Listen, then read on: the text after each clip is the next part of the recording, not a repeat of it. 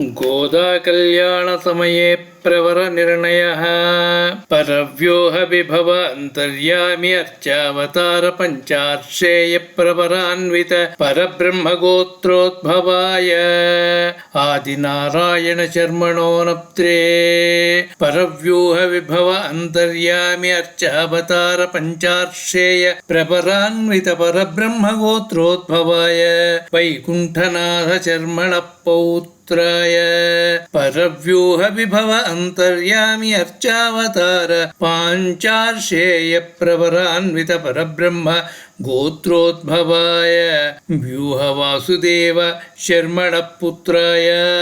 परव्यूह विभव अंतर्यामि अर्चावतार पंचार्षेय प्रवरान्वित परब्रह्म गोत्रोद्भवाय श्री रंगनाथ शर्मणे वराय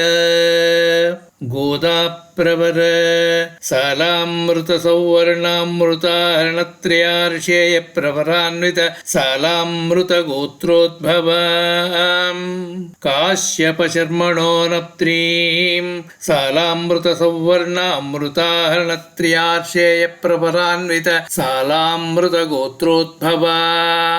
वेदात्मनः शर्मण पौत्रीं सालामृत सौवर्ण अमृतार्णत्रयार्षेय प्रवरान्वित सालामृत गोत्रोद्भवां विष्णुचित्त शर्मण पुत्रीं सालामृत सौवर्ण अमृतार्णत्रयार्षेय प्रवरान्वित सालामृत गोत्रोद्भवां श्री गोदानाम्नी कन्यां वृणीध्वं